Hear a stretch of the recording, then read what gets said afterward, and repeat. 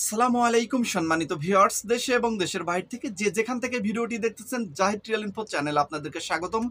খুবই গুরুত্বপূর্ণ একটি পয়েন্ট নিয়ে আপনাদের মাঝে কথা বলতে যাচ্ছি, সেটা হচ্ছে প্রবাসীদের পেনশন বর্তমানে কি অবস্থায় আছে এই বিষয়টি নিয়ে আপনাদের মাঝে পঙ্খানুপঙ্খানু আপডেট দিয়ে দেবো। প্রিয় বন্ধুরা, প্রবাসীদের পেনশন কিন্তু সামনের মাস থেকে রানিং হতে যাচ্ছে। যদিও এই মাসে প্রবাসীদের পেনশন দেওয়ার কথা ছিল, কিন্তু সেটা হচ্ছে না, কারণ যে আমাদের প্রিয় অভিভাবক ডক্টর মোহাম্মদ ইউনূস স্যার এখন জাতিসংঘে আছে। এখানে তার অধিবেশন শেষ করে দেশে ফিরবেন, তারপরে এই বিষয়টি নিয়ে আবারও পদক্ষেপ নেবেন এবং এই বিষয়টি নিয়ে কাজ করবেন।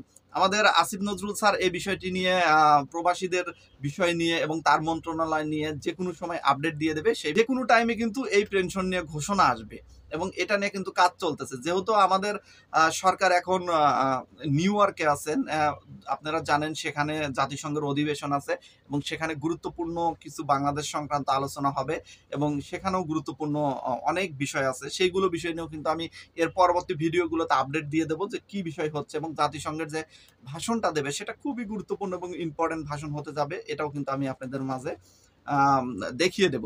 প্রিয় বন্ধুরা, পেনশন বিষয়টি নিয়ে কথা বলছিলাম। পেনশন কিন্তু প্রবাসীদের জন্য অত্যন্ত গুরুত্বপূর্ণ বিষয়, যার কারণে পেনশন বিষয়টি নিয়ে কিন্তু আমাদের হাল ছাড়লে চলবে না। অনেকেই কিন্তু এখনই হাল ছেড়ে দিয়েছেন যে ভাই পেনশন হবে না, এই সরকার পেনশন দেবে না, শুধু আশ্বাস দিচ্ছে, নানান রকম কাহিনী। এমনকি আসলে পেনশন বিষয়টি নিয়ে কাজ করতেছি প্রবাসীদের স্বার্থে, আমার নিজের স্বার্থে না। আমি একা শুধু প্রবাসী না, সকল প্রবাসী ভাই ও বোনদের জন্য, যেমন প্রায় 2 কোটি প্রবাসী আছে বাইরে, সকলের জন্য কাজ করতেছি। এবং যারা দেশে আছেন, অলরেডি দেশে চলে গেছেন, তাদের জন্য কাজ করতেছি। এমনকি যারা এখনো প্রবাসে আসবেন, ভবিষ্যতে প্রবাসে আসবেন, এটা কিন্তু তাদের জন্য কাজ করা হচ্ছে। এখানে নিঃস্বার্থভাবেই কাজ করা হচ্ছে। তারপরে যদি আপনারা যদি এখানে বিরূপ মন্তব্য করেন কখনো, এটা মনটা খুব খারাপ করে দেয়। মনে হয় কিন্তু লেগে থাকতে হবে, আর আপনারা অবশ্যই অধৈর্য হবেন না। সরকার কোনো রকম যদি চালাকি করে আমাদের সাথে, যদি পেনশন না দেয়, তাহলে আমরা কেমনে আদায় করব বলেন? আমাদের আদায় করতে হবে। একটা প্রবাদে আছে যে বাচ্চা না কান্না করলে নাকি মায়েও দুধ দেয় না। তো আপনার এমনি এমনি পেনশন দিয়ে দেবে সরকার, এমনি এমনি আপনাদের নিয়ে সবকিছু হবে? সরকার যেটুকু করার সেটুকু কিন্তু করবে, কিন্তু এখানে কিন্তু গুরুত্বপূর্ণ পয়েন্ট হচ্ছে, এখানে আমাদেরকে এই দাবি আদায় করার জন্য সর্বোচ্চ সচেতন হতে হবে এবং সরকারের প্রতি প্রেশার ক্রিয়েট করতে হবে। প্রেশার ক্রিয়েট না করলে কিন্তু এখান থেকে আপনি দাবি আদায় করতে পারবেন না। এখানে কিন্তু গুরুত্বপূর্ণ হলো প্রেশার ক্রিয়েট করতে হবে। প্রতিনিয়ত সরকার যেন বুঝতে পারে যে প্রবাসীরা এই দাবিগুলো করতেছে। সেই উদ্দেশ্যেই কিন্তু ভিডিওটা আমরা ধারণ করি এবং আপনারা সেই উদ্দেশ্যে ভিডিও দেখবেন, কমেন্ট করবেন, সবার মাঝে ছড়িয়ে দেবেন। এটাই আমরা কামনা করি বা এটাই আমরা চাই। তো প্রিয় বন্ধুরা, এখানে কিন্তু গুরুত্বপূর্ণ পয়েন্ট হচ্ছে, অনেকেই আমার কাছে জানতে চাচ্ছেন দেশে থেকে এবং বিদেশ থেকে যে যারা অলরেডি দেশে চলে গেছে তারা পেনশন আওতাভুক্ত হবে কিনা। যেমন কিছুদিন আগে যারা প্রবাস জীবন শেষ করছে। প্রিয় বন্ধুরা, আমি একটা জিনিস আপনাদের গুড নিউজ দিতে চাই, যেটা হচ্ছে পেনশন পাস হওয়ার পরে আর যারা প্রবাসে পূর্বে ছিলেন এবং দেশে এখনো বেঁচে আছেন, তারা কিন্তু পেনশনের আওতাভুক্ত চলে আসবেন। পূর্বে আপনি যদি বৈধভাবে বাংলাদেশে টাকা প্রেরণ করে থাকেন, এগুলো অবশ্যই ব্যাংকে কিন্তু আপনার কিন্তু নথিপত্র আছে এবং সেইগুলো দেখে কিন্তু আপনাকে পেনশন কার্ড দেওয়া হবে।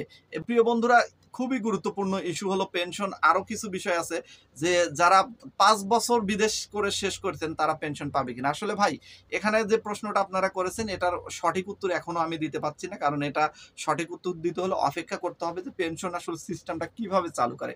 পেনশন সিস্টেম কিন্তু পূর্বের সরকার একটি চালু করেছিলেন পেনশন স্কিল নামে। আপনারা জানেন সেখানে কিন্তু আপনারা টাকা প্রতি মাসে জমা করবেন এবং 60 বছর পার হলে কিন্তু আপনাদেরকে পেনশন দেওয়া হবে, এরকম একটি সুযোগ সুবিধার কথা বলা হয়েছিল। কিন্তু প্রিয় বন্ধুরা, এটা কিন্তু শুভঙ্করের ফাঁকি। এখানে কিন্তু দেখা যাচ্ছে আপনার টাকা দেয় আপনাকে বুঝ দেওয়া হবে, বরং মাঝখান থেকে আপনার টাকা ব্যাংকে রাখলো, সেখান থেকে ব্যবসা করলো, নানা রকম পদক্ষেপ নিল, এতে সরকারেরই লাভ হলো, কিন্তু আপনার কিন্তু তেমন কোনো লাভ হলো না। কিন্তু আমরা চাচ্ছি এমন পেনশন, যে পেনশনটা শেষ বয়সের জীবনটা যেন তাদের সুন্দর হয়, পোলাপানের উপর মানে ছেলে মেয়ের উপর যেন নির্ভর না করতে হয়। আসলে বর্তমান বাংলাদেশের পরিস্থিতি কিন্তু দিন দিন খারাপ হয়ে যাচ্ছে। দেখা যাচ্ছে আপনার একাধিক ছেলে মেয়ে থাকলেও ভবিষ্যতে যে আপনাকে সুন্দরভাবে দেখবে, এটা কিন্তু সম্ভাবনা খুব কম থেকে যাচ্ছে। কারণ এখন বর্তমান সেপারেটের যুগ। দেখা যাচ্ছে ছেলে মেয়ে বড় হলে নানান রকম পারিবারিক ঝামেলার কারণে কিন্তু এখানে সেপারেশন হয়ে যাচ্ছে। প্রত্যেকটা ফ্যামিলিতে কিন্তু ফ্যামিলিগত কিছু প্রবলেম আছে। দেখা যাচ্ছে যে সুন্দরভাবে বন্ডিং হচ্ছে না। তো যার কারণে কিন্তু আপনার যদি প্রবাসীদের ভাতা হয় এবং সেখান থেকে যদি প্রতি মাসে কিছু টাকা হয়, তাহলে কিন্তু সেই ক্ষেত্রে কিন্তু দেখা যাচ্ছে আপনার বাকি জীবনটা সুন্দরভাবে কিন্তু আপনি কাটিয়ে দিতে পারবেন। আর এই জন্যই কিন্তু সরকারের কাছে কিন্তু আমরা প্রতিনিয়ত জোর দাবি জানাচ্ছি যে পেনশনটা দ্রুত গতিতে পাস করে দেওয়া হোক। আর যদি আমরা দ্রুত গতিতে পেনশন পাস করতে চাই, তাহলে কিন্তু অবশ্যই আমাদেরকে লেগে থাকতে হবে এখানে। আমি বলতেছি ভাই, আমি শুধু ভিডিও করি, এতে দেখা যাচ্ছে অনেকেই করে না, এই বিষয়টি নিয়ে আমি মনোক্ষুণ্ণ হচ্ছি। যারা ইউটিউবার আছেন এবং যারা ফেসবুকে ভিডিও আপলোড করেন এবং যারা এখনো কোনো প্রকার অনলাইনের কাজই করেন নাই, তাদের অনুরোধ করবো আপনারা এই প্রবাসীদের অধিকার নিয়ে ভিডিও করেন, আপনারা প্রবাসীদের অধিকার নিয়ে ফেসবুক স্ট্যাটাস দেন, এরকম লেগে থাকেন। এগুলো কিন্তু সরকার ঊর্ধ্বতন কর্মকর্তাদের পর্যন্ত পৌঁছে যায় এবং সরকার পর্যন্ত কিন্তু পৌঁছে যায়। এখন অনলাইনের যুগ, এখন যদি আমরা আমাদের দাবি নিয়ে যদি এখানে সোচ্চার হই, তাহলে কিন্তু ভবিষ্যতে কিন্তু এটা খুবই গুরুত্বপূর্ণ যে এটা ভবিষ্যতে পাস হয়ে যাবে এবং এটা পাস হলেই কিন্তু আমরা এই বিষয়টি নিয়ে ভালো কিছু ফলাফল আশা করব। প্রবাসীদের যে 9 দফা দাবি আছে, এখান থেকে কিন্তু অবশ্যই আমাদেরকে দাবিগুলো আদায় করে নিতে হবে। যদিও বর্তমান যে সরকার আছে, আমরা আশা করি খুবই দ্রুত টাইমের ভিতরে বর্তমান সরকার আমাদের দাবিগুলো পূরণ করে দেবে। তবে তারপরও কিন্তু আমাদের লেগে থাকতে হবে, এমনিতেই কিন্তু দাবি পূরণ করে দেবে না। তো প্রিয় বন্ধুরা, পেনশন বিষয় নিয়ে আরো কিছু গুরুত্বপূর্ণ আপডেট আপনাদেরকে জানিয়ে দিচ্ছি। সেটা হলো পেনশন কত বছর থেকে দেওয়া হবে। এই বিষয়টি নিয়ে আপনারা অসংখ্য ভাই ও বোনরা কমেন্ট করেছিলেন যে লাস্ট 45 বছর থেকে যে পেনশন শুরু হবে, এটার কথা বলেছিলেন যে আপনারা 40 বছর থেকে পেনশন শুরু করা হোক। দেখেন প্রবাসী ভাই ও বোনেরা, আমি কিন্তু চাই যে, এবং আমি কেন, আমরা সবাই প্রবাসীরা চাই যে যত কম বয়স থেকে আমাদেরকে পেনশন দেওয়া হয় তত কিন্তু আমাদের জন্য ভালো। তাই সরকার কাছে আমরা অনুরোধ করব 40 বছর থেকে যেন পেনশন দেওয়া হয়। একজন প্রবাসী যদি 20 বছর বয়সে আসে, সে 20 বছর কিন্তু বিদেশ করেছে 40 বছর পড়তে পড়তে। একজন প্রবাসী যদি 25 বছর বিদেশ থেকে আসে, সে 15 বছর বিদেশ অলরেডি করে ফেলেছে। তো সেই ক্ষেত্রে আপনাদের 40 বছর থেকে কিন্তু পেনশন সুবিধা চালু করলে কিন্তু এটা কিন্তু অবশ্যই গুরুত্বপূর্ণ একটি পয়েন্ট যে এখানে কিন্তু অনেকেই বেনিফিটেড হবে। আর এখন বর্তমান জামানায় কিন্তু মানুষ অত বেশি দিন বেঁচে থাকে না। দেখা যাচ্ছে অনেকেই 45 বছর, 50 বছর বা 55 বছর, হাইস্ট 60 বছর বেঁচে থাকে।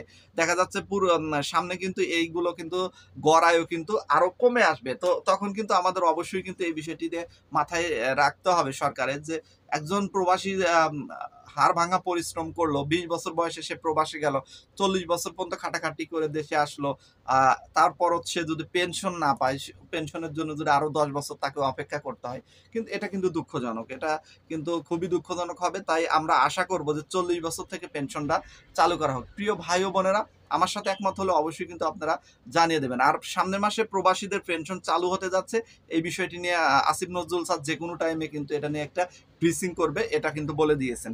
তো আমরা চাই যে পেনশনটা সামনের মাসের ভিতরে চালু হোক। আর যদি না চালু হয়, তাহলে কিন্তু অবশ্যই আমরা কিন্তু রেমিটেন্স শাটডাউন দিয়ে তাদের প্রতিবাদ করব এবং এই জন্য সবাই একতাবদ্ধ হন, সবাই একমুষ্টি হন। আমরা কিন্তু যদি পেনশন চালু না হয়, সেক্ষেত্রে কিন্তু আমরা রেমিটেন্স শাটডাউন অবশ্যই দেব। বন্ধুরা, আজকের মতো বিদায় নিতে যাচ্ছি এখানেই। সবাই ভালো থাকবেন আর সবাই ভিডিওটি ছড়িয়ে দেবেন এবং যার যার জায়গা থেকে আপনারা প্রতিবাদ করে তুলুন। আসসালামু আলাইকুম।